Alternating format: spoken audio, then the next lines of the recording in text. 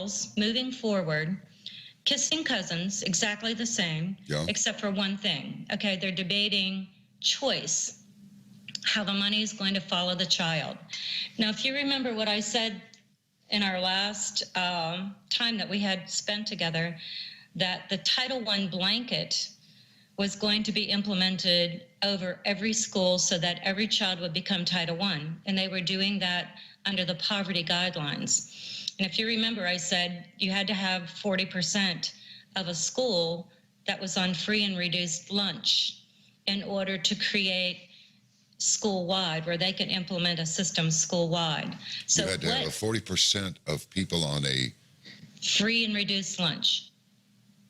So that meant that you had to have 40% children who met the poverty level for the whole entire school to be Title I. Gotcha. All right, okay? That makes sense. All right. So what they did was they did the 40% to zero. So what that meant was every child became Title I. And how is this even possible? Yeah, okay. Well, it's a waiver. They're waiving federal law. They can do whatever they want. Well, remember, this is Obama. Who's waiving federal law? Secretary Duncan. Gotcha. He created a waiver that waived the poverty guideline. Don't let me get you off track, because I know you started at 0700 this morning with a radio interview, but look, you've been full immersion in this for a long time, so you'll have to bear with us who do not speak. We don't speak that language. Is it even legal for the secretary to create this waiver? No. Well, it's not. Then why is it happening? It's not legal for Obama to create an executive order to change the privacy law either. But that's what they're doing. Well, then they're actually bypassing state government, federal government, and they are implementing this agenda without congressional authority and without the citizens knowing that they're doing it. Well, this begs a couple of questions. Now, forgive me, and I don't want to get you off track. I want you to roll with it. But look, why are these people able to break the law? Why is there no pushback? Where are the lawsuits? Where are the complaints? Where is Congress? Why are they allowing this to happen, my dear? I don't understand this. I mean, it's either the law or it isn't. And these idiots just go around making it up as they go. But who has stopped Obama all along?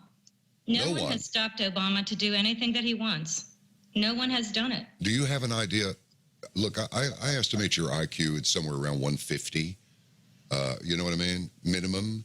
So what can you imagine is the reason that he just does what he wants? How is this possible? If he can do this, he can do anything else, can't he? He can do anything he wants, and he's in a position of power that no one is stopping him. And he is creating an agenda that will eliminate our representative government. It's a states' rights, it's a huge states' rights issue, okay? Because when you say that every child is Title I and the money is going to follow the child, that bypasses state government. All right, totally bypasses. Reinforce that point. When you say every child is Title I, just in layman's language, what does that mean? Okay, what that means is because of the new criteria, and I call it this blanket, every child is Title I, that sets up two things. Data collection on your individual child, that the feds are going to data collection on your individual child, but it also marks your individual child for remediation toward government objectives. So it does two things, okay? Identifies your child to meet all the Common Core objectives, which are also the attitudes, values, and dispositions that we talked about. That's when I filed the federal complaint against the state of Pennsylvania because they were testing attitudes, values, and dispositions. They were violating federal law. They were violating civil rights, okay? Do we have a right to think what we want? Do we have a right? Do we have a right to say that we have an opinion about something? So now the government is saying you have to have this, they call it a minimum positive attitude, okay? You have to have the attitude of the government in order to meet certain criteria. So the government is scoring and remediating personality traits of children at school. You need to hit this again. Minimum positive attitude rating? And that's what they said. Well, whose attitude are we talking about? The children? The children have to have a minimum positive attitude.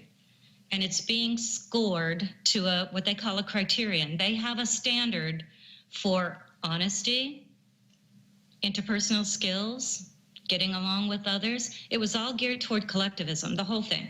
I have the whole test. It's geared toward collectivism. It's scored toward group efforts, following the group. Everything has to do with the group. So this is really what it is. And when I talk about these, they're called affective domain. Okay, all that means is that they're testing attitudes and values of your children. They are creating a standard. This is the mental health agenda that Obama put forward a year ago to identify children with mental health disorders, 0 to age 21. Okay, this is where a lot of the remediation is going to take place in the early years. We have to train children, okay, and that's what Charlotte Iserbyt always talks about, the operant conditioning. That's your functional literacy part, but you have to have the right attitudes. So if we're going to change this country from a representative government, we have to have everyone thinking collectivism, socialism, communism, whatever, because the government controls the standard. The government controls the standard. Okay, so this Title I blanket is saying, Johnny, you have to meet this outcome or you're not going to graduate. You're not going to go to school. You're not going to go to college. Okay, this is your upward mobility for your child and their future, because the government has created a standard that you won't graduate. We're moving toward a national diploma. Remember, I think I asked you before, what do you think when the state says that you have to pass a test in order to graduate? That removes all local control. It moves it to the state. The state is creating that standard, but it's a federal standard because they mandated all the Common Core through this race to the top funding. All right, let me get this straight.